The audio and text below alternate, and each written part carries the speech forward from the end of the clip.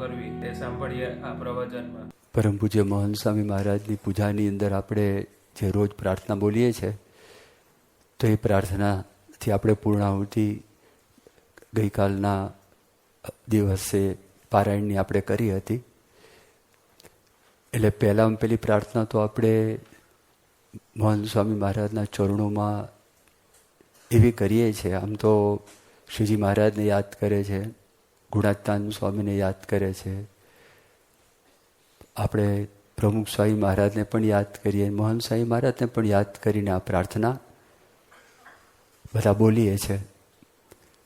તો પહેલાં પેલી આપણે શું માગીએ છીએ ભગવાનની પાસે કે હે મહારાજ, હે સ્વામી, હે પ્રમુખ સ્વામી મહારાજ, હે મહંત સ્વામી મહારાજ, સૌને સત્સંગનું યથાર્થ સુખ આવે તે માટે સર્વની સર્વ સમસ્યાઓનું નિરાકરણ કરજો. તો જો પ્રાર્થનાનો પ્રારંભ કેવી રીતે થાય છે કે બધા લોકો જેટલા કોઈ છે આમાં આપણો સ્વાર્થ નથી. એક બહુ સમજવા જેવું છે કે આપણે સત્સંગની અંદર આવીએ તો સત્સંગની અંદર ધીરે ધીરે આપણામાં આપણને ખબર પણ ન પડે ને નિસ્વાર્થપણું આવતું જાય છે. બાળક નાનો હોય એનો જન્મ થાય તો જન્મ વખતે બાળક કેવો છે એ સંપૂર્ણપણે ડિપેન્ડન્ટ છે. કોઈ પણ સંતાન હોય, બાળક હોય કે બાળકી હોય, માતા પિતા કે એના જે રખેવાળ છે તો રખેવાળ ઉપર જ એ હલી શકે એવી પરિસ્થિતિ પણ નથી. એને તમે જે પોઝિશનની અંદર એને સુવાડ્યો હોય એ ત્યાંથી હલનચલન પણ ના કરી શકે. પછી ધીરે ધીરે એમાં શક્તિ આવતી જાય. ભગવાને બધી એવી રચના કરેલી છે, મોટાભાગે ઊંઘવાનું જ હોય. બે વસ્તુ કરે, રડવાનું, ઊંઘવાનું, ખાવાનું. અને એનું જે શરીર છે શરીર હલાવ્યા જ કરે, જેને કરીને એના બધા મસલ્સ છે, સ્નાયુઓ છે મજબૂત થાય. એટલે ભગવાને આ પ્રકારની વ્યવસ્થા જ કરી છે કે જેને કરીને એ વ્યક્તિનો વિકાસ છે એ ટૂંક સમયની અંદર, નિયત સમયની અંદર જેવો ઘટે એવી રીતે એનો વિકાસ થાય. નેક્સ્ટ સ્ટેપમાં એ કેવું આવે, પછી બેસે પણ ઊભા ન થઈ શકે. તમે જોજો, આમ બેસાડી દીધા હોય ને બેસી જાય, એની સ્થાપના થઈ ગઈ. પછી હલનચલન કરે નહીં, કશું કરે નહીં, કંઈ કરતા કાંઈ નહીં, એ બેઠો જ હોય. કાં તો આમ ડોલક ડોલક થતો હોય, ધ્યાન રાખવું પડે, કાં તો આમ પડે કાં તો આમ પડે, ગમે તેમ પડે. પછી થર્ડ સ્ટેપમાં ઊભો થાય. ઊભો થાય ત્યારે પગમાં એટલી તાકાત ના હોય કે પોતાનું શરીરનો ભાર ખમી શકે, ઝીલી શકે. એટલે માતા હોય કે પિતા હોય તો એને પકડી રાખે પહેલાં તો ઊભા થતા. પછી આંગળી પકડીને ડગલા મંડાવે તો એને ગમતું નથી, એ ચોંટી રહે. પણ પછી એને થોડીક લાલચ આપી અને આગળ કરે, ચલાવે. અને ચલાવીને સે છોડે પાછ ધપ દઈને પડે. ધીરે ધીરે કરતા ડગ માંડતો થાય. પછી 4 પગે, 2 હાથ ને 2 પગ એ ત્યાં દૂર ઊભા હોય, કંઈક વસ્તુ મૂકે, એ વસ્તુ લેવા માટે દોડે. પછી ધીરે ધીરે ઊભો થઈને તમને દોડાવે. એક રૂમમાંથી બીજી રૂમમાં, બીજી રૂમમાંથી ત્રીજી રૂમમાં. તમારે એને તો ખબર નથી કે આ પાળી આવી અને પાળી પૂરી થઈને નીચે પડીશ તો મને વાગશે, એને ખબર જ નથી. આગ જોઈએ તો આંગળી નાખીશ તો હું દાજીશ, એને ખબર નથી. એટલે કોઈ જીવજંતુ હોય તો એને એ ખબર નથી, કશું ખબર નથી. એટલે સતત માતા પિતા વોચ, ભલે કામ કરતા હોય, બીજું કરતા હોય, ગમે તે કરતા હોય, એક વૃત્તિ ત્યાં હોય, શું કરે છે અને ક્યાં જાય છે, એટલે એ બધું જોતા હોય. એટલે એક કેવું કહેવાય, સંપૂર્ણ ડિપેન્ડન્ટ અવસ્થા છે. પછી એ ધીરે ધીરે મોટો થાય, સ્કૂલમાં જાય, ભણતો થાય, સમજતો થાય, એ બધું કરતો થાય તો ધીરે ધીરે એનામાં ઇન્ડિપેન્ડન્સ આવતી જાય. પોતાની જાતે નાહવું, પોતાની જાતે કપડાં પહેરવા, પોતાની જાતે જ બધી ક્રિયાઓ કરવી. એને જાણપણું આવી જાય કે મારે હવે લેસન કરવાનું છે, આ સમય થઈ ગયો છે, સ્કૂલનો ટાઈમ થયો છે, મારે જવાનું છે. એ બધી પોતાની જે જવાબદારીઓ છે એ જવાબદારીઓ એને સમજાય તો ડિપેન્ડન્સમાંથીનું નેક્સ્ટ સ્ટેજ છે એ ઇન્ડિપેન્ડન્સનું સ્ટેજ આવે. એ ઇન્ડિપેન્ડન્સનું સ્ટેજ આવે પણ સાથે સાથે જુવાનીનો મદ કહેવાય ને, એ જુવાનીનો મદ પણ આવે. નાનો હોય, માતા પિતા વઢે ને તો એ બાળકને યાદ ન હોય, ભૂલી જાય. પણ મોટો થાય ને કંઈક વઢે ને તો શબ્દ ચોંટી જાય. એટલે ધીરે ધીરે એમની સામું બોલતા થાય. સત્સંગના સંસ્કાર હોય તો પાછા વળી જાય. સત્સંગના સંસ્કાર જો ના હોય તો મુશ્કેલી થાય, તકલીફ થાય. એટલે સામું બોલતા થાય. પછી સંતો દ્રષ્ટાંત આપે છે કે ગલુડિયું નાનું હોય ને તો બધાને રમાડવાનું મન થાય, પણ ડાઘ્યો થાય તો મોટો થાય ને, એ ડાઘ્યો થાય પછી એની બીક લાગે, માતાને બીક લાગે, પિતાને બીક લાગે. હાડું બોલશે તો, કંઈક કરશે તો, કંઈક કહેશે તો, આ બધો કાર્યક્રમ શરૂ થાય. પણ સત્સંગના જો સંસ્કાર ચાલુ હોય તો અનુભવી વ્યક્તિઓ, સત્પુરુષો, સદગુરુ સંતો, આપણા કાર્યકર્તાઓ સત્સંગની અંદર જે શીખવાડે છે ને સતત એક જાણપણું આપતા રહે. હજી એ પોતે મોટો થાય એને ખબર પડે કે આના કરતાં પણ આગલું એક સ્ટેજ છે એ ઇન્ટરડિપેન્ડન્સનું સ્ટેજ છે. એ જે સ્ટેજ છે ઇન્ટરડિપેન્ડન્સ. કોઈ પણ વ્યક્તિને કોઈ પણ કામ કરવું હોય થોડોક જ વિચાર કરે તો એને ખબર પડે કે આ કામ મેં સિદ્ધ કર્યું છે, એમાં ઘણા બધાની મને મદદ મળી છે, તો આ કામ સિદ્ધ થયું છે. કોઈ પણ કામ તમે લો અને એ કામની સિદ્ધિમાં કોઈક વ્યક્તિ એમ દાવો કરે કે મારે લીધે આ કામ થયું છે, પણ જો પ્રામાણિકપણે વિચાર કરે તો એને ખબર પડે કે આમાં તો ઘણા બધાનો ફાળો છે, મારો એકલાનો ફાળો નથી. અને જેમ માણસ પોતામાંથી બહાર નીકળે ને તો એને સુખ છે વધારે મળતું જાય. અને એક અવસ્થા તો ગુણાતીત સંતોની અવસ્થા છે કે માત્ર પરોપકાર માટે એમને દેહ ધારણ કરેલો છે. સેકન્ડે સેકન્ડ, ક્ષણે ક્ષણ એને કોઈ પોતાનો અંગત વિચાર જ નથી. કેવળ પરોપકાર સંપૂર્ણપણે. ભગવાનના લોકમાં પધાર્યા તો શ્રીજી મહારાજે પોતે વાત કરી કે અમે અમારો દેહ જે મન કર્મ વચને ભગવાનના ભક્ત છે એના માટે શ્રી કૃષ્ણાર્પણ કરી રાખ્યો છે. પોતાનું કંઈ છે જ નહીં, સંપૂર્ણ. મહંત સ્વામી મહારાજને પૂછ્યું ને કે સ્વામી જોડીમાં શું આપશો? મહંત સ્વામી કે હું આખો. હવે આપણાથી તો આ શબ્દો નીકળે એવા પણ નથી, અને નીકળે તેનો અર્થ ખબર ન હોય શું કહેવા માગે છે. હજી તો બોલ્યા હોય ને બીજી જ સેકન્ડે પોતાનો થઈ જાય. આ જે બોલે છે એ સનાતન વાક્ય છે, શાશ્વત વાક્ય છે, એમાં કોઈ દિવસ ફેરફાર ન થાય. મહંત સ્વામી મહારાજે પત્રમાં લખ્યું, એના પર તો 2 વર્ષ પહેલાં રોબિન્સવિલની અંદર આખી એક સેમિનાર થયેલી. મહંત સ્વામી મહારાજે કાગળ નીચે લખ્યું, યોર્સ ફોર એવર. હું તમારો છું શાશ્વત સમય માટે. હવે આવું કોણ કે, અને કોની તાકાત છે?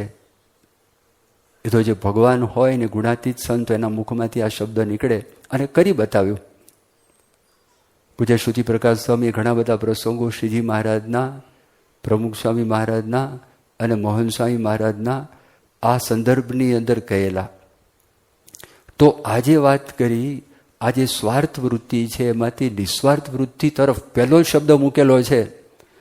પહેલા શબ્દની વાત કરી કે હે મહારાજ, હે સ્વામી, હે પ્રમુખ સ્વામી મહારાજ, હે મહંત સ્વામી મહારાજ, સૌને સત્સંગનું યથાર્થ સુખ આવે. સૌને એટલે બધા આવી ગયા. અને બધા આવી ગયા હોય તો જ એવી વૃત્તિ રહે, ભગવાન સૌનું ભલું કરો, ભગવાન સૌનું સારું કરો. શ્રીજી મહારાજ કેટલી મોટી વાત કરી. આ લોકની અંદર નોકરી કરવી હોય તો પાત્રતા જોઈએ. એમને આપણને કોઈ નોકરી આપે નહીં. ફક્ત સર્ટિફિકેટ ઉપર નોકરી નથી આપતા. તમે ત્યાં આગળ જાઓ, તમારા કેટલા ઇન્ટરવ્યૂ થાય, કેટલું પરીક્ષણ થાય, અને ખરેખર સર્ટિફિકેટ સાચા છે કે નહીં. સરકારમાં નોકરી કરવાની હોય તો આપણે સર્ટિફિકેટ લઈ આવ્યા હોય તો એ ડબલ ચેકિંગ કરે છે, આ છે કે નહીં, આ સાચું છે કે ગપ્પુ મારે છે, અને જે બોલે છે કરી શકે છે કે નથી કરી શકતા. તો અહીંયા શ્રીજી મહારાજે વચનામૃતમાં વાત કરી, ગરડા પ્રથમ પ્રકરણનું 18મું વચનામૃત, કે ગમે તેવો કુપાત્ર માણસ હોય એને પણ વર્તમાન ધરાવીને સત્સંગમાં લેવો. એ ભગવાન સિવાય કોઈની જેનરોસિટી, ભગવાન સિવાય કોઈની ઉદારતા ન હોઈ શકે. અને એ વ્યક્તિ એમ બોલી શકે કે ગમે તેવો કામી, ક્રોધી, લોભી, લંપટ જેવો જીવ હોય એને પણ તક આપે છે. સત્સંગમાં આવ્યા પછી કુપાત્રપણું રાખે તો એનું મહારાજ બીજો ઉપાય બતાવે છે કે શું કરું, કેમ કરું. એ એટલે કેટલી એમની દયા છે કે બધાનું હિત કરવું જ, બધાનું ભલું કરવું જ. તો એ જે વાત આખી કરી કે સૌને સત્સંગનું યથાર્થ સુખ આવે. 4 શબ્દ આવ્યા. પેલું સૌ માટે વાત કરી, બીજો શબ્દ આવ્યો સત્સંગ, ત્રીજી વાત આવી યથાર્થ, અને ચોથી વાત આવી સુખ. આ 4 શબ્દ આવ્યા. પહેલા શબ્દો ઉપર આપણે થોડીક વાત કરી અને સમજાવ્યું, સૌની વાત કરી. એમાં કેવી ભદ્ર ભાવના છે, એ ભદ્ર ભાવનાનો સમાવેશ થયો છે. જેમ કે મોહન સ્વામી મહારાજ કેટલું બધું દબાવીને વર્ત્યા.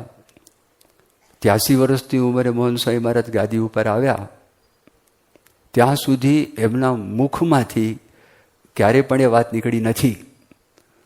પણ પછી જો એ વાત ન કરે, એકાંતિકનો ધર્મ છે, એકાંતિક થકી જ સિદ્ધ થાય છે. હવે આપણને જો સુખી કરવા હોય તો કંઈક પોતે જે કરી રહ્યા છે, પોતે જે સમજી રહ્યા છે, પોતાની જે હૃદયની ભાવનાઓ છે, એમાંથી કંઈક આપણને આચમન કરાવે તો આપણને ખબર પડે ને કે આપણે કયો રસ્તો લેવાનો. નહીં તો આપણને ખબર ન પડે, આપણું જીવન રૂટીન પ્રમાણે ચાલ્યા જ કરે. પણ એક વખત શિબિરની અંદર મોહન સ્વામી મહારાજે વાત કરી કે રોજ ડેઈલી એક પણ દિવસ ખાલી ગયો નહોતો. એમના દશકોથી મોહન સ્વામી બધા દેશોને યાદ કરે. સવારે 3:30 વાગે ઉઠી જાય અને એ મુદ્રા કરે. એટલે સૌનું વર્ણન કરે છે, સત્સંગનું યથાર્થ સુખ આવે. સત્સંગની વાત કરી તો સત્સંગ એ પણ આપણે સમજવું જોઈએ કે સત્સંગ એટલે શું. તો ગુણાતીતાનંદ સ્વામી બહુ અદ્ભુત વ્યાખ્યા કરી. સ્વામીની વાતની અંદર આવે છે, સામાન્યપણે આપણે સત્સંગની જ્યારે વાત કરીને કોઈ વ્યક્તિને કહીએ કે તમે સત્સંગમાં આવજો, એ સાચું છે, ખોટું નથી. સત્સંગમાં આવજો એટલે મંદિરે આવજો. પછી આપણે આગળ વાત કરીએ કે મંદિરે તમે આવો છો, રવિવારની સભામાં અવાશે તો રવિવારની સભામાં આવજો. પછી થોડોક આગળ વધે, ઘર સભા કરશો, પછી અનુકૂળતા હોય તો પરાની સભામાં જશો. એ સત્સંગ આપણે કહીએ. મંદિર છે, આપણા ઉત્સવો છે, એ બધું સાચું છે. ગુણાતીતાનંદ સ્વામી આપણને કહે છે, એનું મૂળ સમજાવે છે કે ભગવાને કહ્યું છે જેવો હું સત્સંગે કરીને વશ થાઉં છું તેવો તપ, યજ્ઞ, યોગ, વ્રત, દાન એ આદિક સાધને કરીને વશ થતો નથી. તે સત્સંગ તે શું? હવે એ જે વાત કરીને મોટા એકાંતિકને હાથ જોડવા અને તે કહે તેમ કરવું એ જ છે. આનું મૂળ શ્રીમદ ભાગવતમાં છે. ભાગવતનો 11મો સ્કંધ છે ને 12મો અધ્યાય છે. એમાં ભગવાન શ્રી કૃષ્ણ ઉદ્ધવને આ વાત સમજાવે છે, સત્સંગનો મહિમા સમજાવે છે. અને 14 સાધનો બતાવેલા છે. એક એક સાધનો તોડી નાખે એવા સાધનો છે. તો આ બધા સાધનથી ભગવાન કહે છે હું રાજી તો થાઉં છું, પણ જેવો સત્સંગે કરીને વશ થાઉં છું, રાજી થાઉં છું, એવા સાધને કરીને વશ થતો નથી. એટલે સ્વામીએ વાતમાં લખ્યું કે જેવા ભગવાને કીધું છે કે હું જેવો સત્સંગે કરીને વશ થાઉં છું, તપ, યજ્ઞ, યોગ, વ્રત, દાન, આદિકમાં આવી ગયા બધા સાધન. તો એ શ્લોકમાં 14 સાધન બતાવ્યા ને. ન રોધયતિ મામ યોગો ન સાંખ્યમ ધર્મ એવ ચ ન સ્વાધ્યાય તપસ્ત્યાગો નિષ્ઠાપૂર્તમ ન દક્ષિણા વ્રતાની યજ્ઞશ્છંદાંસી તીર્થાની નિયમાયમા યથા વરુંધે સત્સંગ સર્વસંગાપહો હિમામ. આમાં 14 સાધન બતાવ્યા છે. તો ભગવાન ઉદ્ધવને કહે છે જેવો હું સત્સંગથી પ્રસન્ન થાઉં, સત્સંગથી વશ થાઉં છું, એવા બીજા કોઈ સાધને કરીને વશ થતો નથી. એનું મુખ્ય કારણ શું? બીજા બધા જેટલા સાધનો છે ને એમાં પુરુષાર્થનું બળ છે. એ પુરુષાર્થના બળની અંદર અભિમાન, સૂક્ષ્મ અભિમાન છે એ રહે છે. ધારો કે કોઈ પણ સાધન લઈએ, હવે કોઈ માણસ છે એ મહિનાના 10 ઉપવાસ કરતા હોય, આજ્ઞા ન થઈ હોય અને પોતાની રીતે કરતા હોય, અને કોઈ 5 ઉપવાસ કરતા હોય, તો અંદર ખાને તેને એમ થાય આના કરતાં મારું તપ વધારે છે. પહેલામાં છે ને શરણાગતિ આવે છે. સાધનો બધા જ કરે છે, અને સાધનો બધા કર્યા પછી શરણાગતિનો ભાવ છે, પોતાનો કોઈ ભાવ નથી. એમાં અહમ નથી આવતું, એમાં પુરુષાર્થનું બળ નથી, એમાં સત્પુરુષનું બળ આવે છે. એટલે ભગવાન કહે છે હું જેવો એનાથી પ્રસન્ન થાઉં છું એવા બીજા સાધનથી એટલો પ્રસન્ન થતો નથી. એ સારું કામ કરે છે, પણ ગુણાતીતાનંદ સ્વામી સમજાવે છે સત્સંગ એટલે શું? મોટા એકાંતિકને હાથ જોડવા. મોટા એકાંતિકને હાથ જોડવા અને તે કહે તેમ કરવું, એનું નામ સત્સંગ. હવે હાથ જોડાતા નથી. બહારના માણસ તમે જો, તમારા બધા માટે તો સહજ છે. ઘણાને તો ગળથૂતીમાં જ સત્સંગ મળ્યો છે અને નાનપણથી જ ટેવ પડી, તો તમને તો લેશ માત્ર પણ કાંઈ અડચણ ન થાય, સંકોચ ન થાય. બહાર તો હાથ જોડાતા નથી. એકવાર પૂછ્યા ડૉક્ટર સ્વામી પધરામણીમાં નીકળેલા, તો ડૉક્ટર સ્વામીનો સ્વભાવ કેવો કે કંઈક પ્રેક્ટિકલ ખાલી વાતો કરે એવું એમને ન ફાવે, કંઈક કરતા હોય તો ફાવે. એ યોગી બાપાનું આખી રીત, પ્રમુખ સ્વામી મહારાજની રીત, ખાલી વાતોના તડાકા કરે તો સારું છે, ગ્રામ્ય વાર્તા કરતાં સારું છે, સંસ્કાર પડે છે, પણ કંઈક આમ નક્કર કામ થવું જોઈએ ને. 1987ની સાલમાં ચારધામની યાત્રામાં પ્રમુખ સ્વામી મહારાજ સાથે બધા ગયા હતા. અમે જે બસમાં હતા એનું નામ નર્મદા હતું. જ્યાંથી શરૂ થઈ ત્યાંથી હરિદ્વારથી આગળથી, અને પછી એમાં બેઠેલા ડૉક્ટર સ્વામીની પાસે હું બેઠો હતો એમાં, કે કંઈક વાત કરો. હવે તે વખતે મેં એમને વાત કરી, એક પુસ્તક હતું સુપર લર્નિંગ કરીને, શીલા ઓસ્ટ્રેન્ડર નામના વ્યક્તિએ પુસ્તક લખેલું, તેના પર હું બધી વાતચીત કરતો હતો. અને મન શાંત કરવા માટેનો એક ઉપાય અંદર બતાવેલો, અને સાચવો છે ઉપાય, એને બેલી બ્રીથિંગ કહે. બેલી બ્રીથિંગ, બેલી એટલે પેટ. હવે તે પેટથી કેમનું આપણે શ્વાસ લેવો, એનું નામ પડ્યું બેલી બ્રીથિંગ. તમે સંતાન નાનો હોય ને તમે જોજો, હવે એને તો ખબર નથી એ કેવી રીતે શ્વાસ લે છે ને કાઢે, તમે જોજો. એ શ્વાસ લે ને એનું પેટ ઊંચું થાય, જોજો. અને શ્વાસ કાઢશે ને પેટ અંદર આવે. આપણે શ્વાસ લેવાનું ભૂલી ગયા છે હવે.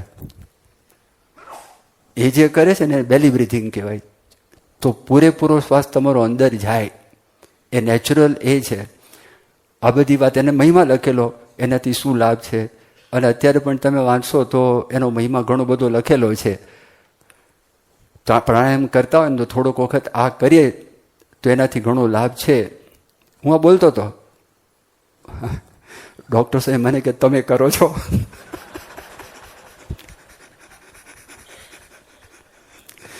મેં કીધું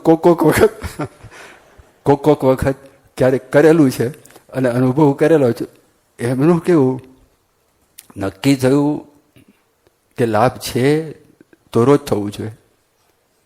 અપવાદ હોય અમુક, એકદમ એક્સેપ્શન હોય, પણ એ નક્કી કરે કે ભાઈ તમે આ કર્યું. એમ પધરામણીમાં જ્યાં આગળ છે ને કંઈક એના બધા જ આપણા સદગુરુ સંતો બધામાં એવું છે.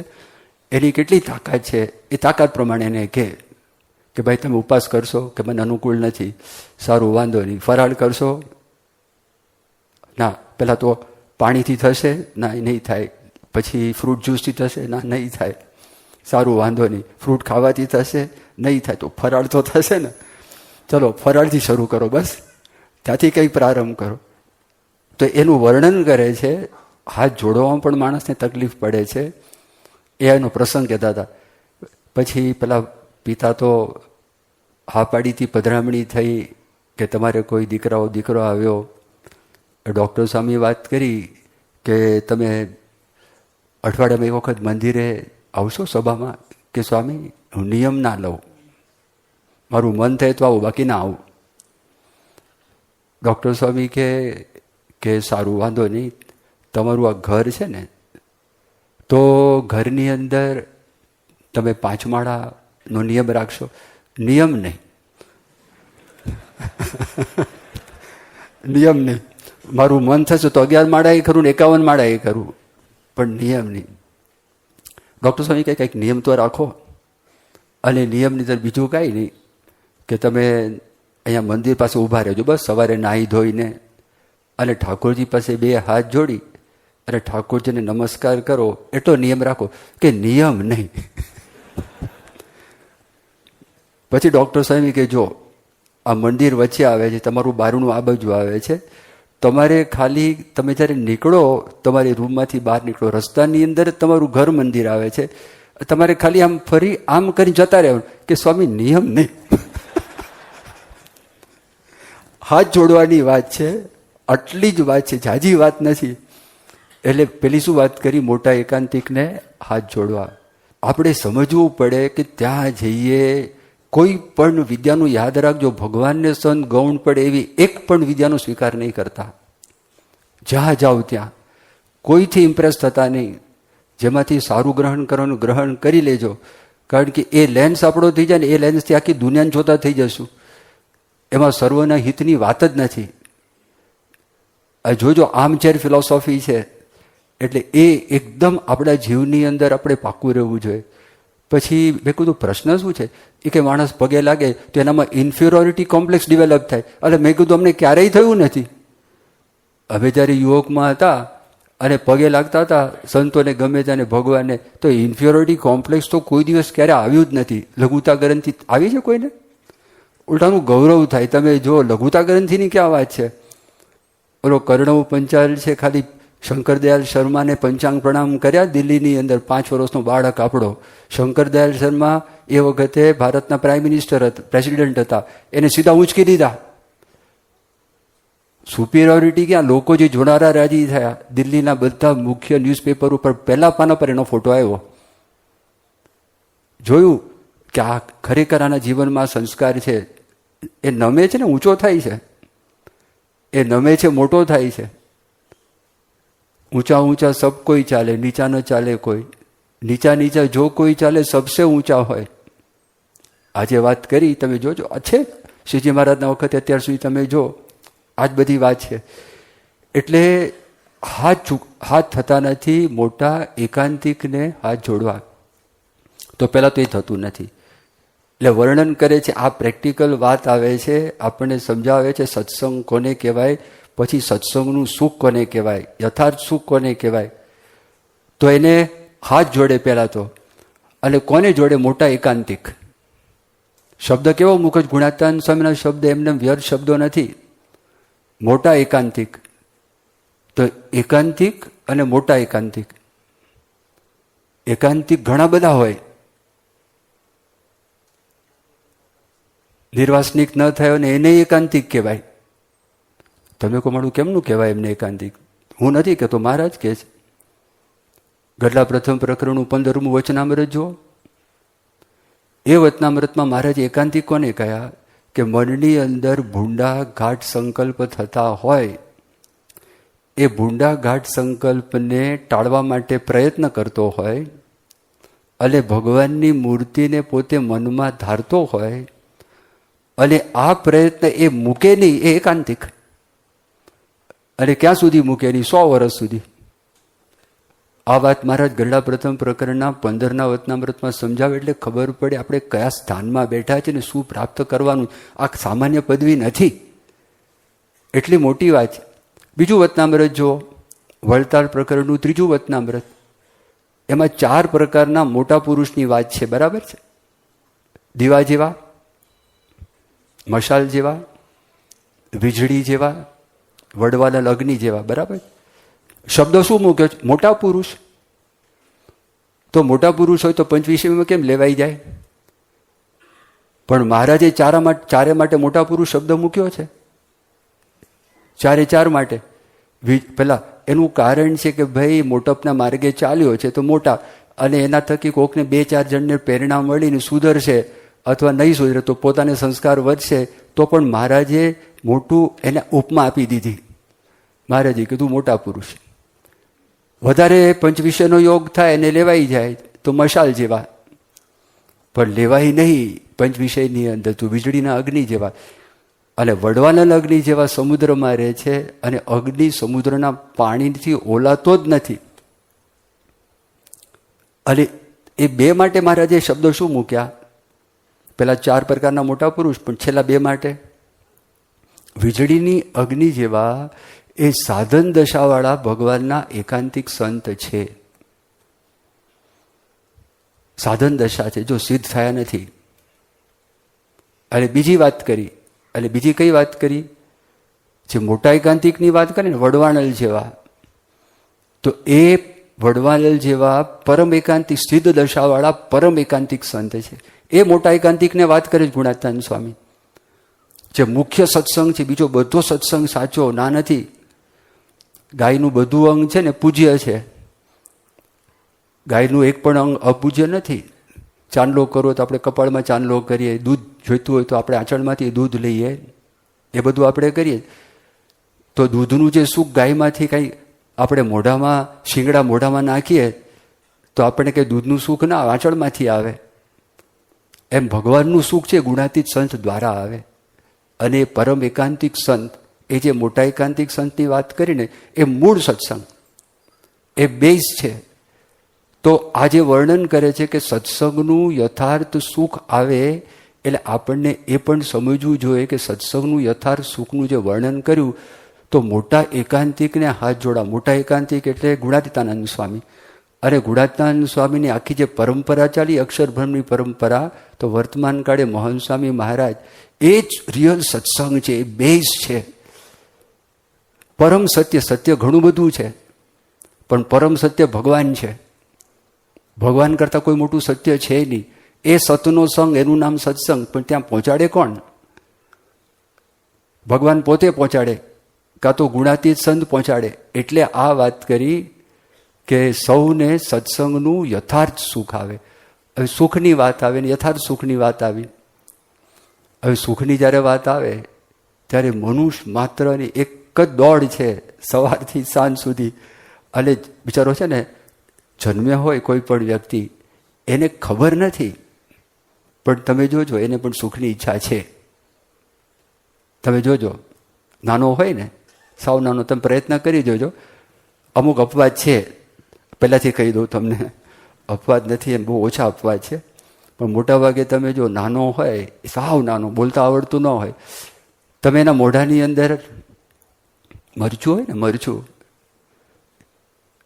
એનું એક ખાલી કણ, હા, એના તમે મોઢામાં મૂકો તો મોઢું બગાડશે, જોજો. એને આખું પેલું થઈ જાય. પૂજ્ય વિવેકજીવન સ્વામી છે ને, એના ભત્રીજા છે, દર્શન કરીને લંડનમાં રહે છે. એ નાના હતા એટલે પ્રમુખ સ્વામી મહારાજ 1990ની સાલ, કાં તો 1982ની સાલમાં પ્રમુખ સ્વામી મહારાજ ત્યાં હતા. અમે લોકો હાજર હતા. આ પ્રસંગ નજર સામે જોયેલો. તો સ્વામી જમી લીધું પછી છે ને, દ્રાક્ષાવટી હતી. દ્રાક્ષાવટી થોડીક તીખી હોય, તમે જે ખાઓ તો ખાવાનું તમને પચે, આયુર્વેદિક પેલું છે. તો પેલો છે ને ઊભો જોતો હતો, નાનો એકદમ.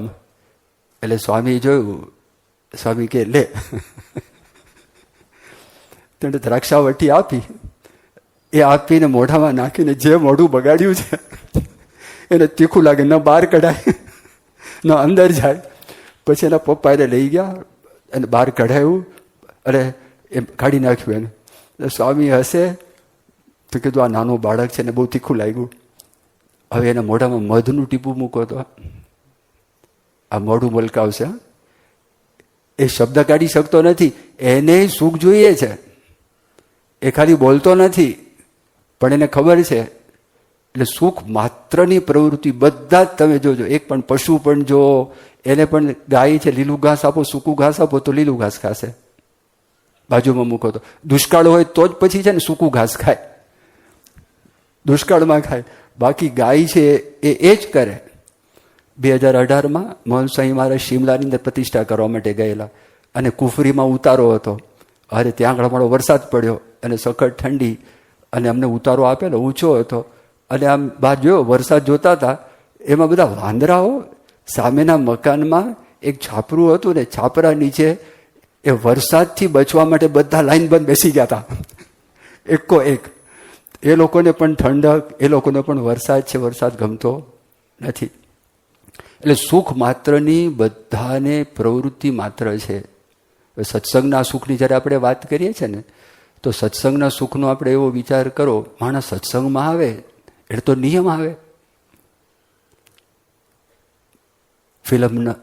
ફિલ્મ જોતા હોય તો કે આપણે ના જોવાય, ઓલો આગો પાછો થાય, આગો પાછો થાય. સત્સંગ એ ગમે છે અને પેલું ગમે છે. એટલે 2-4-5 વખત એને વાત કરી, ભાઈ આપણે ન જોવી, ન જોવી, ન જોવી. વળી પાછું જાય, વળી પાછા સંતો કે જોયું તો ક્યાં જોયું હતું સ્વામી, તો આપણે ન જોવું. એટલે એને ટગ ઓફ વોર શરૂ થઈ ગયો, નિયમ આવે. સત્સંગમાં આવે એટલે નિયમ શરૂ થઈ જાય કે ફિલ્મ ન જોવી, શિસ્ત કપડાં પહેરવા, બહારનું ખાવું નહીં, ગાળ બોલવી નહીં, વ્યસન કરવા નહીં, દાદાગીરી કરવી નહીં.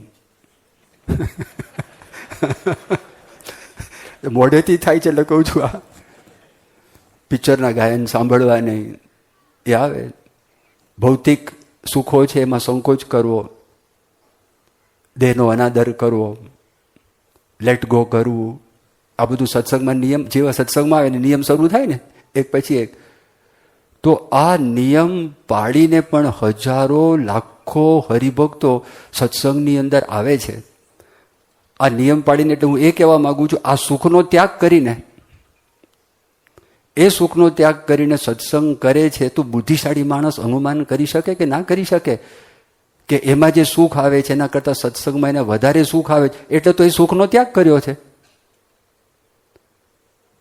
15 દિવસનો સૂકો રોટલો તમે ખાતા હો અને 15 દિવસનો રોટલો સૂકો ખાઈને તમને ગરમ ગરમ રોટલી આપે ખાવા માટે કે મીઠાઈ આપે, તો માણસ મીઠાઈ ખાશે. પેલું તો અડશે નહીં. એનો અર્થ શું થયો કે 15 દિવસના સૂકા રોટલા કરતાં આ મીઠાઈ છે સારી છે. તો આ બધામાંથી સુખ છે માણસને. દાદાગીરી કરવામાં સુખ આવે છે એટલે તો દાદાગીરી કરે છે. વ્યસન કરવામાં સુખ આવે છે, પિક્ચર જોવામાં સુખ આવે છે, અને પિક્ચરના ગાયન સાંભળવામાં સુખ આવે છે, બજારનું ખાવાની અંદર પણ સુખ આવે છે. તો એ બધાનો ત્યાગ કરે છે. એનો અર્થ એવો થયો કે સત્સંગની અંદર એને જે સુખનો અનુભવ થયો છે તે સુખનો અનુભવ પહેલા કરતા વધારે છે. બરાબર? હવે એ તો સુખનો એને વધારે અનુભવ થયો, પણ એને રિયલ સુખનો અનુભવ ક્યાં થાય છે? યથાર્થ તો બાકી છે. પણ જે વખતે ભગવાનને સંતના સંપર્કમાં આવે ને, અને ભગવાનને સંતના સંપર્કમાં આવે તે વખતે એને જે આનંદનો, જે શાંતિનો અનુભવ થાય અને એનું જે વર્ણન કરે એ ત્યારે પ્રથમ એને એક સેમ્પલનું સુખ આવે છે. પણ એ સુખ કેટલું મોટું છે, એ સામાન્ય સુખ નથી, એ પણ બહુ મોટું સુખ છે, જબરજસ્ત. આનંદાનંદ સ્વામી હતા. એ આનંદાનંદ સ્વામી એ પોતે ભરતપુરના મહારાજા હતા. એનું નામ હતું અમરસિંહ. પણ એના પૂર્વના સંસ્કાર, અને પૂર્વના સંસ્કાર કંઈ કથા સાંભળી હશે, અથવા તો પૂર્વના રાજા હોય જે પોતાનો ઘરનો ત્યાગ કરીને ભગવાનને પ્રાપ્ત કરવા માટે નીકળ્યા હતા, એ બધી વાતો સાંભળી હશે. એટલે એમના અંતરમાં વૈરાગ ઉત્પન્ન થયેલો. અને એમણે એક દિવસ નક્કી કર્યું. એના નાના ભાઈ હતા રણજીતસિંહ. રણજીતસિંહને કહ્યું, બધા મંત્રીઓને બોલાવ્યા અને મંત્રીઓને બોલાવીને વાત કરી કે કાલે હું ઘરનો ત્યાગ કરીને હું જાઉં છું અને મારે સંન્યાસ ગ્રહણ કરવો છે અને આધ્યાત્મિક માર્ગ ઉપર આગળ વધવું છે અને અંતે મારે ભગવાનની પ્રાપ્તિ કરવી છે, માટે બધા મને રજા આપજો.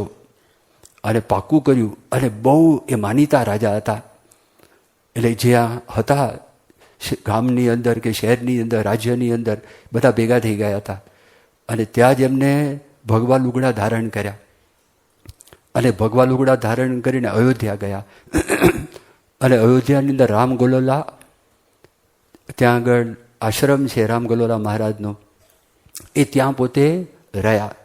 ત્યાં પોતે દીક્ષા ગ્રહણ કરી. પહેલાં તો ખાલી કપડાં પહેરેલા, દીક્ષા ગ્રહણ કરી અને એનું નામ પડ્યું લક્ષ્મણદાસ. અને એ પડ્યું. હવે એમને તો સાધના જ કરવી હતી. એમનું મન ચોંટાડેલું ભગવાનની અંદર, રામની અંદર મન ચોંટાડી દીધેલું હતું. પણ ભગવાનની એવી ઈચ્છા હશે, એમના ગુરુ છે, એમનું અકાળે મૃત્યુ થયું. અને આ વ્યક્તિનું બેકગ્રાઉન્ડ એવું હતું, આખું રાજ ચલાવેલું હતું. તો એક નાનો આશ્રમ છે, કારભાર ચલાવવામાં તો શું વાંધો આવવાનો હતો. એટલે જેટલા બધા ત્યાં આગળ હતા સાધુઓ, સંન્યાસીઓ અને જે લોકોને માનતા તે લોકોએ નક્કી કર્યું આ બધો જ કારભાર છે લક્ષ્મણદાસ સંભાળે. હવે એ સંભાળવાનું શરૂ તો કર્યું. સાધના તો અધૂરી હતી. ગુરુ તો ધામમાં જતા રહ્યા હતા. એના મનમાં અતૃપ્તિ હતી. જો હું એ કહું છું કે આ ભૌતિક સુખ કરતાં સત્સંગનું સુખ કંઈક અધિક છે, અને અધિક હોય તો જ વ્યક્તિ આવા સ્ટેપ લે.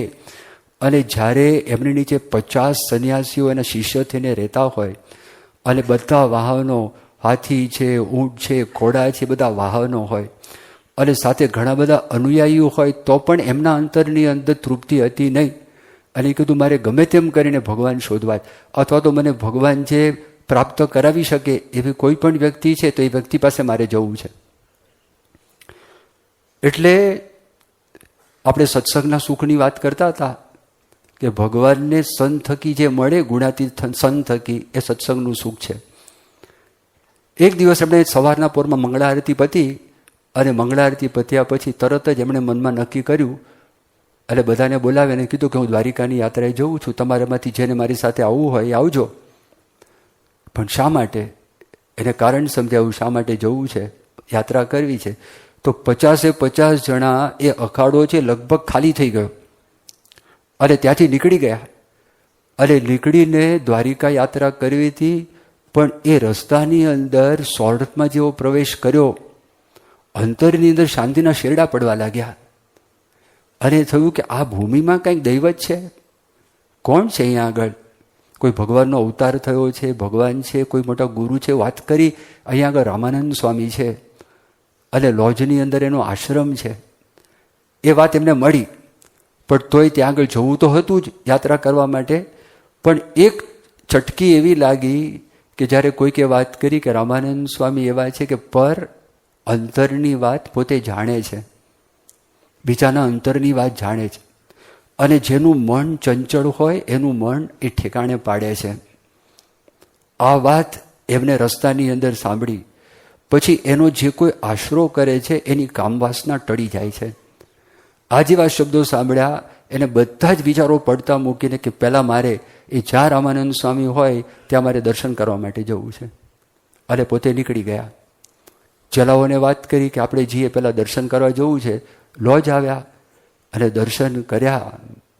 એને કૃતાર્થપણાનો અનુભવ થયો. નીકળ્યા હતા ભરતપુરથી. આ બધા શિષ્યો સાથે હતા. બધા ઉતાવળ કરતા હતા આપણે યાત્રાએ નીકળી કે હમણાં ઉભા રહો. 5 દિવસ રોકાયા. 5 દિવસ રોકાયા. બધા શિષ્યો કંટાળ્યા કે આપણે જવું જ છે. એમણે મનમાં નિર્ણય કર્યો. એમણે 6 દિવસે વાત કરી, મારા માટે હઠે દ્વારકા, મારા માટે અહીંયા આગળ દ્વારિકા છે. 68 તીરથ પણ અહીંયા આગળ છે. તમારા લોકોને યાત્રા કરવા માટે આગળ જવું હોય તો જાઓ, મારે આગળ જવું નથી, મારે અહીંયા આગળ જ રહેવું છે. હવે વિચારમાં પડી ગયા કે કાયમ માટે રહેવું જ કે હા, પાછે જવું નથી અયોધ્યા? તો કે ના, મારે તો આજ અહીંયા આગળ રહેવું છે.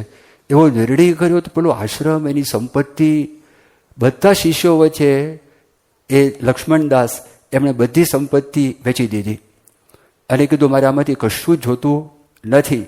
એમના પાસે પણ પાછા શરીર ઉપર હવે એકવાર મઠના મહંત થયા એટલે કાનની લટકણીਆਂ આવે, એના હાથમાં કડા આવે, એના શણગારો પણ થાય.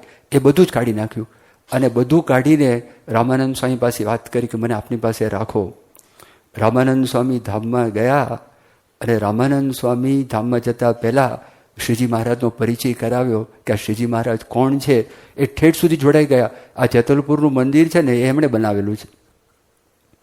જેતલપુરનું મંદિર અને ભરૂચનું મંદિર આ બંને જૂના મંદિર છે એ બનાવનારા આનંદ સ્વામી. તો એમને રામાનંદ સ્વામી થકી, શ્રીજી મહારાજ થકી જે સુખનો અનુભવ થયો એ સત્સંગનું સુખ.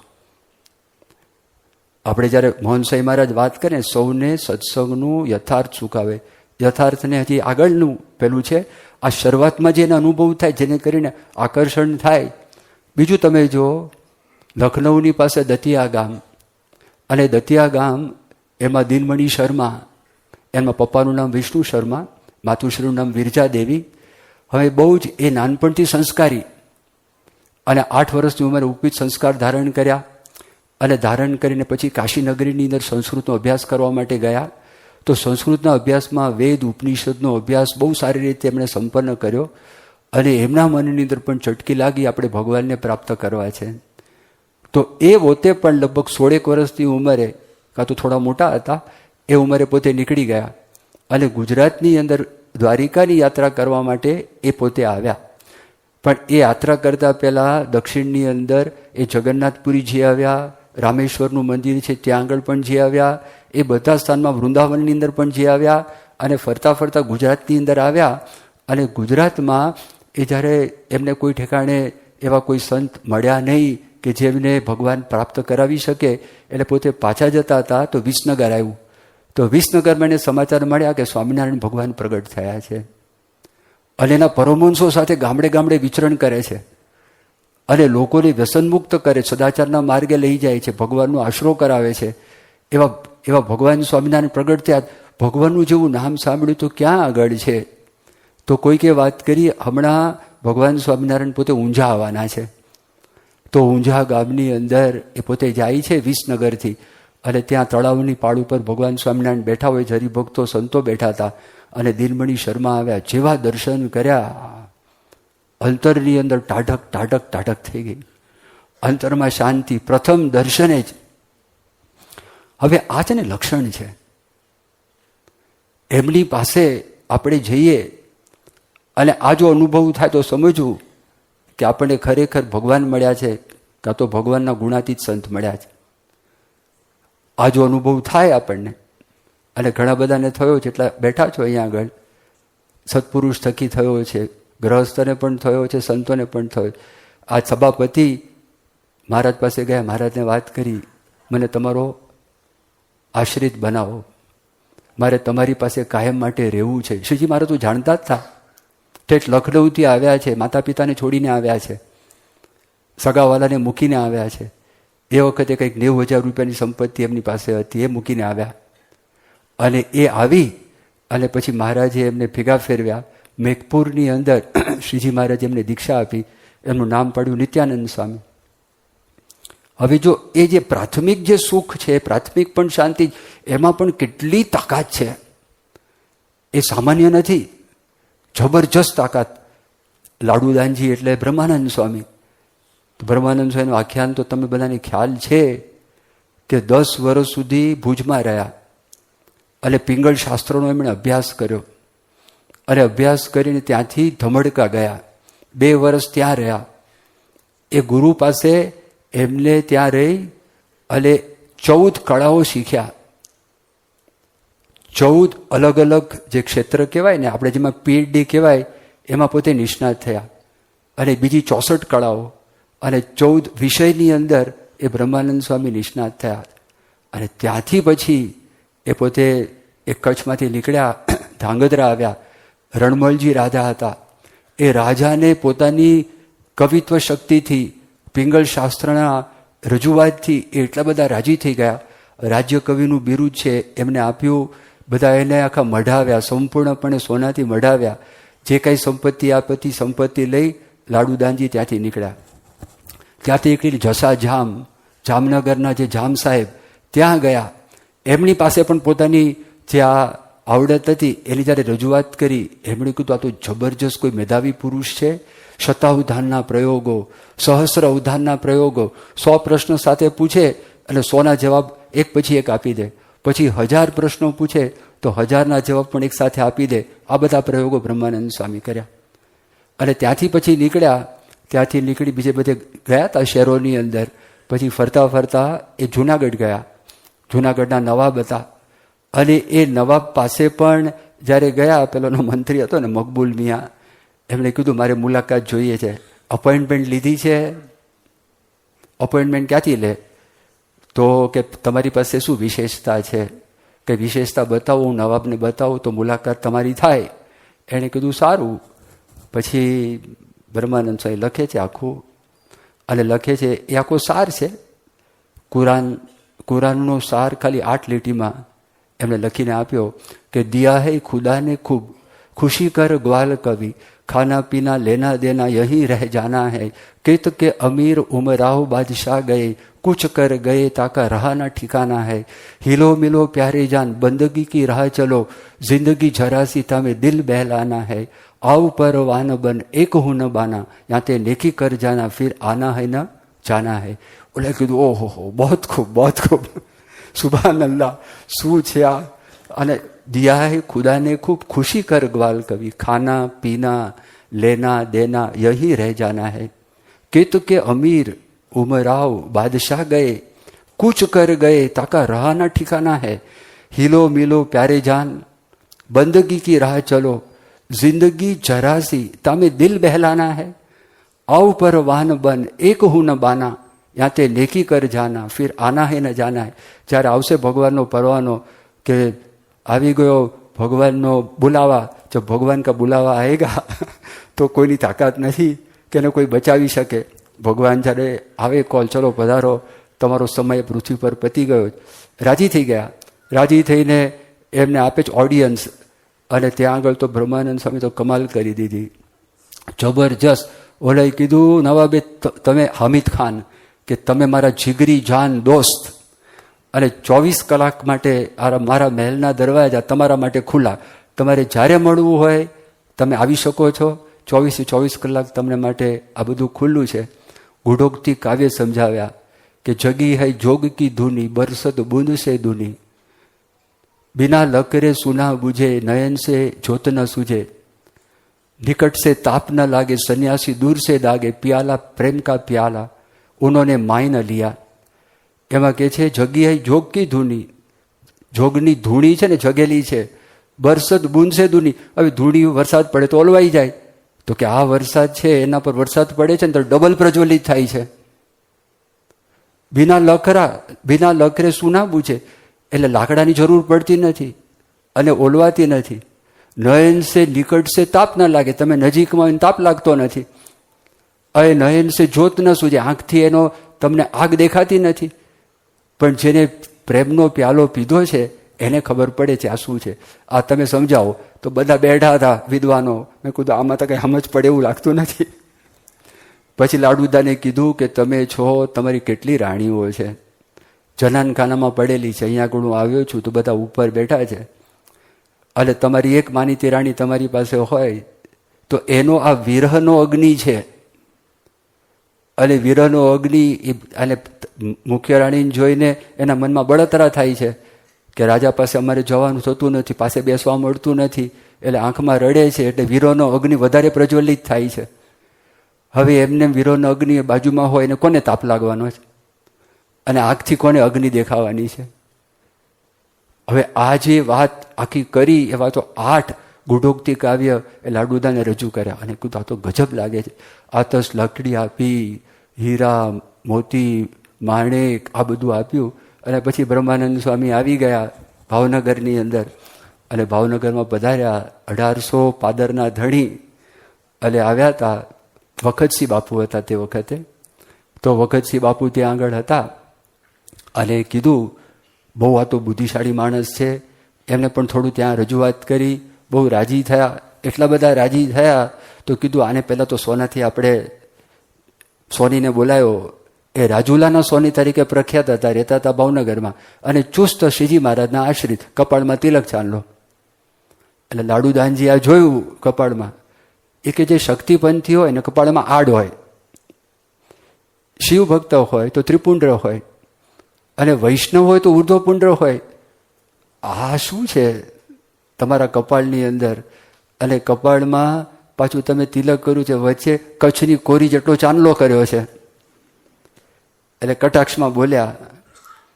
ત્યારે એમણે કીધું કે હું તો ભગવાન સ્વામિનારાયણનો આશ્રિત છું, અને એમના જે આશ્રિત હોય છે એ પૂજા કરે છે, પૂજાની અંદર તિલક ચાંદલો કરે છે. તે વખતે વખતસિંહ બાપુ પાસે ગઢડા પાસેના સમાચાર આવ્યા હતા, કોઈક ઉત્તર હિન્દુસ્તાનનો બાવો આવ્યો છે અને ઉત્તર હિન્દુસ્તાનના બાવા એ બાબરો ભૂત એને સાધ્યો છે અને કામણ ટુમણ કરે છે અને બિચારો ગમે તેવો માણસ હોય એની સામે જુએ છે, ભૂત દઈને પડે છે હેઠો. અને સમાધિ તો મોટા મોટા યોગીઓને દુર્લભ છે અને એને થઈ જાય છે. માટે તમે ગમે તેમ કરીને આ સાલ કાઢો. અને આપણા કાઠીઓ ધીરે ધીરે કરતા એના આશ્રિત થાય છે, દરબારો એના આશ્રિત થાય છે. અને આ તો આપણા માટે મોટું દૂષણ છે. અને ભાવનગર રાજ્યની હુકુમતની અંદર આવે. આ બધી વાતો એમને કરી. પણ આ પાછા ખાનદાન માણસ હતા, પ્રજાવત્સલ હતા અને ધર્મભીરુ હતા અને સદાચારમાં માનતા હતા. એણે કીધું પાકું કર્યા વગર આપણે આ કરાય નહીં. પાકું હોય ને ખોટા માણસ હોય તેને ઉપાડી દઈએ, કાઢી નાખીએ. પણ હાલું પાકું હોય તો આપણી ફજેતી થાય. એટલે પછી કે આપણે પાકું કરીએ. હવે આ એ સાંભળેલી બધી વાતો હતી ને, એમાં આ રાજુલાના સ્વામીને એને બોલાવેલા બ્રહ્માનંદ સ્વામી માટે દાગીના બનાવવા માટે. ટૂપિયાઓ ને કડા ને કાનમાં લટકણિયા ને તોડા ને આ બધું. એટલે આ તક એમને મળી. એમને કીધું કે તમે એક કામ કરશો, આ ગરડાની અંદર સ્વામિનારાયણ કહે છે અને લોકો એમ કે ધતિંગ ચલાવે છે અને આવું બધું કરે છે, તો એ સાચું છે કે ખોટું? લાડુદાન કે અબઘડીએ જવું. 3 દિવસની અંદર એ પાખંડ છતું કરી અને છતું કરીને હું અહીંયા આગળ આવી જાઉં અને એમને લઈને ખોટા હશે એનું પાખંડ દૂર કરીને. એમાં તો મારી એક્સપર્ટીસ છે અને મને ખબર છે કેવી રીતે કરવું, શું કરવું. તે વખતે સોની તો કંઈ બોલ્યા નહીં, કારણ કે બાપુ હતા એ રાજા કહેવાય, રાજાની મર્યાદા રાખવી પડે. પણ નીચે ઉતર્યા અને જ્યાં આગળ લાડુદાનજીએ પોતાની ઘોડી ઉપર છે એ ઘોડીની સરખ હાથમાં લીધી. એ રાજુલાના સોની પહોંચી ગયા.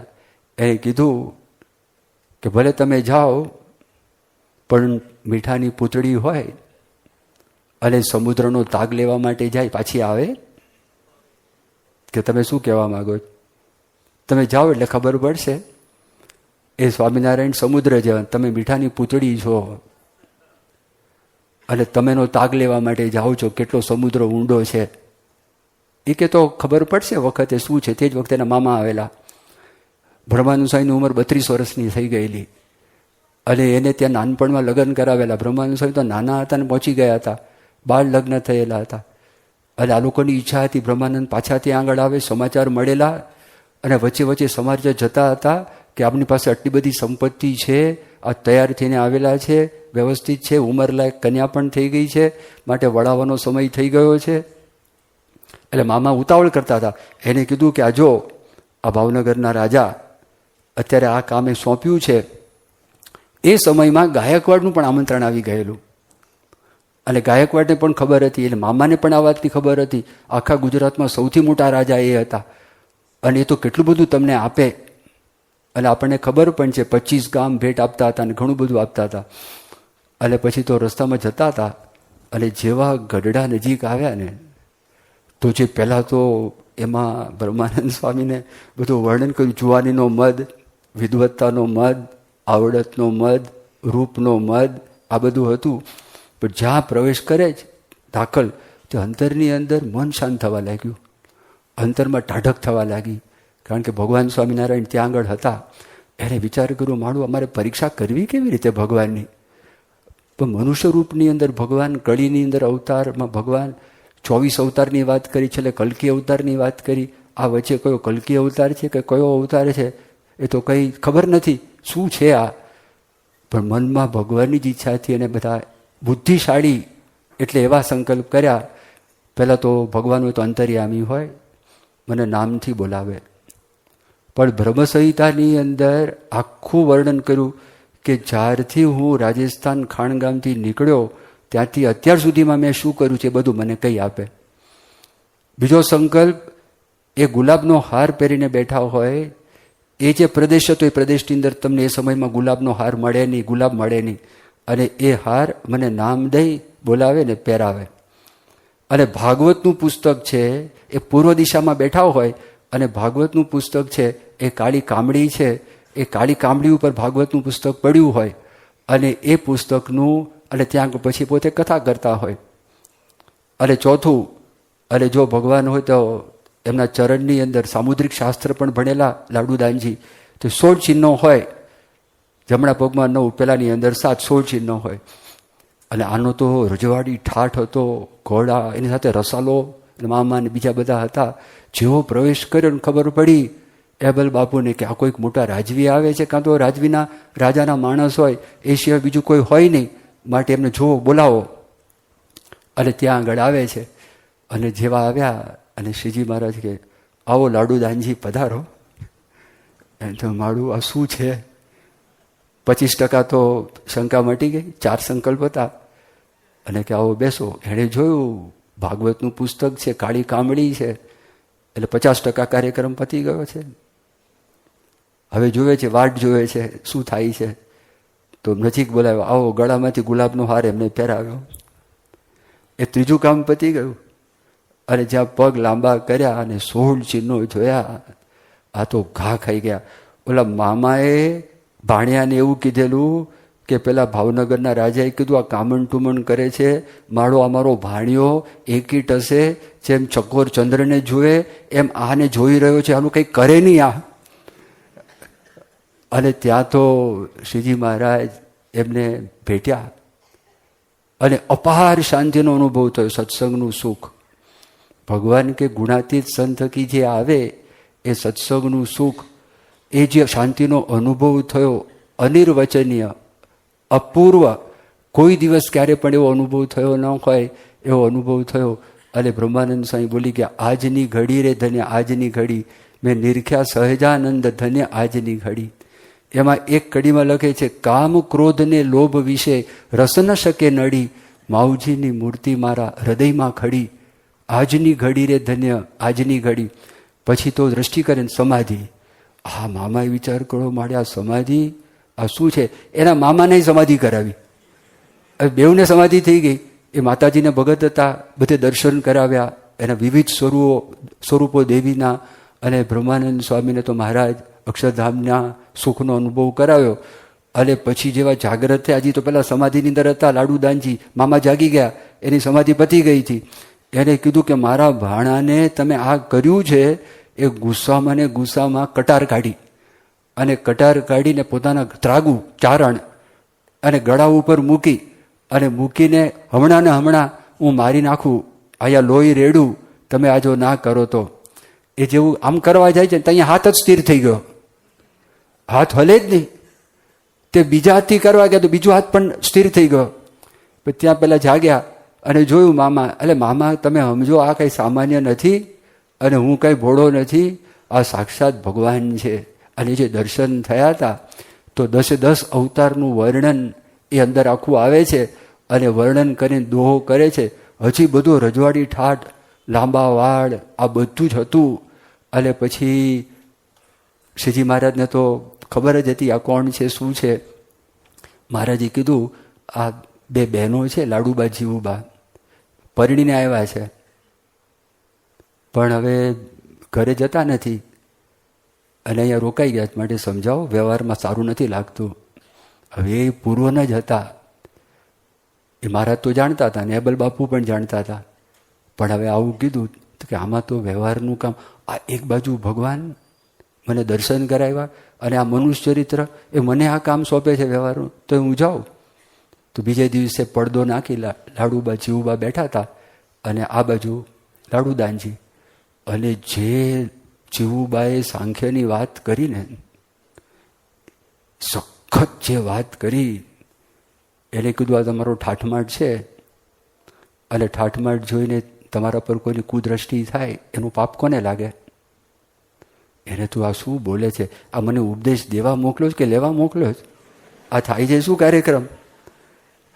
તો એ તો શ્રીજી મહારાજ પાસે આવીને કપડાં બધા ઘરેણા બરેણા ઉતારી દીધા લાડુદાનજીએ અને ઉતારીને ચરણમાં મૂક્યું, મહારાજ મને તમારી પાસે લઈ જ લો. મામા કે શું થાય છે? હું લેવા આવ્યો છું ખાણગામ રાજસ્થાન, આ કાર્યક્રમ બીજો ચાલે છે અહીંયા આગળ. અને એ જે થયું કે ના મારે તો આ જ કરવું છે. અને એટલા બધા મક્કમ હતા, સ્ટ્રોંગ હતા. અને મહારાજે દીક્ષા આપી, નામ પાડ્યું શ્રીરંગદાસ. શ્રી એટલે લક્ષ્મી, અને જીવુબા લક્ષ્મીનો અવતાર હતા. એના રંગે રંગાયા માટે શ્રીરંગદાસ પણ પેલા ભજનમાં બેસે નહીં ને. આ તો કવિ હતા, શીઘ્ર કવિ હતા, એટલે પછી બધાને આનંદ કરાવતા, તો બ્રહ્માનંદ પછી લખ્યું. પણ શરૂઆતમાં શ્રીરંગદાસ આવે છે. શરૂઆતના બધા ભજનો તમે જો, તેમણે દીક્ષા લીધી. તો હજી તો યાદ રાખજો, મેં તમને પહેલી વાત કરી છે, અને મેં એ તમને કીધું છે, સત્સંગમાં માણસ પ્રવેશ કરે છે તો સંતો હરિભોક્તોને કેવા સુખનો અનુભવ થાય છે, એની હું તમને આ વાત કરતો હતો. યથાર્થ સુખ હજી તો મેં તમને કહ્યું, પ્રથમનું 15મું વચનામૃત, વડતાલનું 3જું વચનામૃત, આપણને જે મોહન સ્વામી મહારાજને આપવું છે ને, એ કંઈક જુદી વાત છે. તો એની થોડીક વાતો આપણે કાલે કરીશું. શ્રી સ્વામિનારાયણ ભગવાનની જય.